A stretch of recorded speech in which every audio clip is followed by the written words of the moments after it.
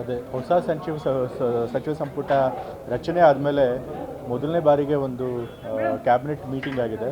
But cabinet ಮೀಟಿಂಗ್ಗಳಲ್ಲಿ ಯಾವ್ಯಾವ ಅಜೆಂಡಾಗಳು ಚರ್ಚೆ ಆಗಿದೆ ಅದನ್ನು ನಾನು ಹೇಳೋ ಹಾಗಿಲ್ಲ. ಅದನ್ನು ಮುಖ್ಯಮಂತ್ರಿಗಳು ಮತ್ತು DCM ಅವರೇ ಪ್ರೆಸ್ಗೆ ಬ್ರೀಫ್ ಮಾಡ್ತಾರೆ. ಸೊ ಹಾಗಾಗಿ ನೀವು ಅವ್ರನ್ನೇ ಸಚಿವ ಸಂಪುಟದಲ್ಲಿ ಏನು ಅಜೆಂಡಾಗಳು ಬಂತು ಅಂತ ಅದನ್ನ ನೀವು ಅವ್ರನ್ನೇ ಕೇಳಬೇಕು. ಅದ್ರ ಬಗ್ಗೆ ನಾನು ಚರ್ಚೆ ಮಾಡೋಂಗಿಲ್ಲ. ಅದನ್ನು ಹೇಳಿದ್ದಾರೆ, ಅದನ್ನು CM ಮತ್ತು DCM ಅವರೇ ಅದನ್ನು ನಿಮಗೆ ಹೇಳ್ತಾರೆ ಪ್ರೆಸ್ಗೆ. ಈಗಾಗಲೇ ಹೇಳಿದಾಗ ಒಂದು ಕಡೆ ಸಂತೋಷನೂ ಇದೆ, ಒಂದು ಕಡೆ ದುಃಖನೂ ಇದೆ. ತಂದೆಯವರಂತ ಸಿದ್ದರಾಮಯ್ಯ ಅವರ 5 ವರ್ಷಗಳ ಆಡಳಿತ ಪೂರ್ಣ ಮಾಡ್ತಾರೆ ಅಂತ ಅಂದ್ಕೊಂಡಿದ್ದೆ. ಬಟ್ ಅದು ಹಾಗಾಗಿಲ್ಲ. ಈಗ ಅವರಿಂದ ಅವರು ಕೆಳಗಿಳಿದ ಮೇಲೆ ನನಗೊಂದು ಅವಕಾಶ ಕೊಟ್ಟಿದ್ದಾರೆ. ಸೊ ಇದೊಂದು ಬಹಳ ಜವಾಬ್ದಾರಿಯುತವಾದಂಥ ಸ್ಥಾನ. ಅವರ ಲೆಗೆಸಿಯನ್ನು ಮುಂದಕ್ಕೆ ತೆಗೆದುಕೊಂಡು ಹೋಗಬೇಕಾದಂಥ ದೊಡ್ಡ ಜವಾಬ್ದಾರಿ ಇದೆ. ಅದಕ್ಕೆ ಪೂರ್ಣ ಪ್ರಮಾಣದ ಪ್ರಾಮಾಣಿಕವಾಗಿ ಪ್ರಯತ್ನ ಮಾಡ್ತಾರೆ.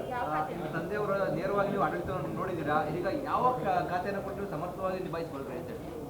ಯಾವ ಖಾತೆ ಕೊಟ್ಟು ನಾನು ಸಂತೋಷದಿಂದ ಅದು ನಿಭಾಯಿಸ್ತೇನೆ, ಪ್ರಾಮಾಣಿಕವಾಗಿ ನಿಭಾಯಿಸೋ ಪ್ರಯತ್ನ ಮಾಡ್ತೇನೆ. ಯಾವುದು ನಿರೀಕ್ಷೆ ಯಾವ್ದು ಕೊಟ್ಟರು ಅದನ್ನು ನಿಭಾಯಿಸ್ತೇನೆ.